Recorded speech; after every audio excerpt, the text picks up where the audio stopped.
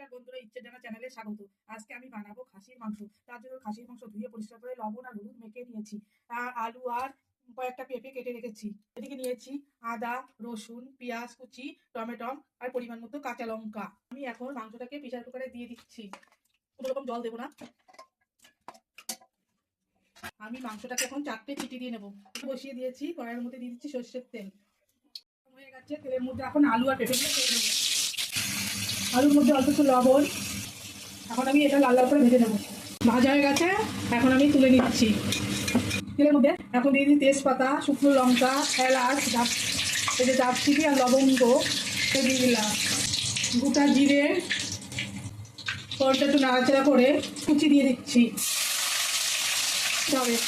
পেঁয়াজ ভাজা হয়ে গেছে, এখন আদা, রসুন, কাঁচা লঙ্কা আর অল্প একটু পেঁয়াজ বেটে রেখেছিলাম সেটা দিয়ে দিলাম। দেবো লঙ্কার গুঁড়ো 1 চামচ মতো দিলাম, জিরের গুঁড়ো আর ধনের গুঁড়ো দিলাম। দিয়ে মশলাটা এখন আমি কষাতে থাকবো। টমেটো পেস্ট করে রেখেছি, টমেটো পেস্টটা দিয়ে দিলাম। দিয়ে এবার ভালো করে কষাতে হবে যতক্ষণ না টমেটোমের কাঁচা গন্ধটা চলে যায়। কাঁচা টমেটোর মধ্যে অল্প করে লবণ দিয়ে দেবো, যেহেতু মাংসতে লবণ মাখানো আছে। হলুদ দিয়ে দিলাম, তারপরে মাখতে থাকবো। মশলাটা আমার কষানো হয়ে গেছে ভালো করে।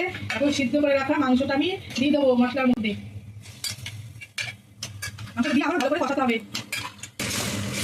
মাংসটা এখন ভালো করে কষিয়ে নিতে হবে, নাড়াচাড়া করতে হবে সমানে। আলু আর পেঁপেটা দিয়ে দিচ্ছি মাংসের মধ্যে, দিয়ে নেড়ে নিচ্ছি। মাংস সেদ্ধ করার পর কতটা জল বেরিয়েছে সেই জলটা দেখো আমি দিয়ে দিচ্ছি।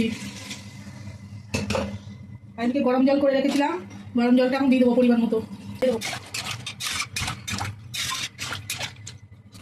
এটা এখন হতে থাক। ফুলে মাঝে মাঝে নেড়ে দিয়েছিলাম। এখন আলু আর পেঁপেটা আমার সেদ্ধ হয়ে গেছে, মাংসটাও সুন্দর সেদ্ধ হয়ে যাচ্ছে। এখন আমি পরিমাণ মতো গরম মশলা দিয়ে দিলাম। আপনারা ঝাল ও লবণটা দেখে নেবেন। আমার এই রান্নাটি যদি আপনাদের ভালো লেগে থাকে অবশ্যই একটা লাইক ও শেয়ার করে দেবেন। ধন্যবাদ।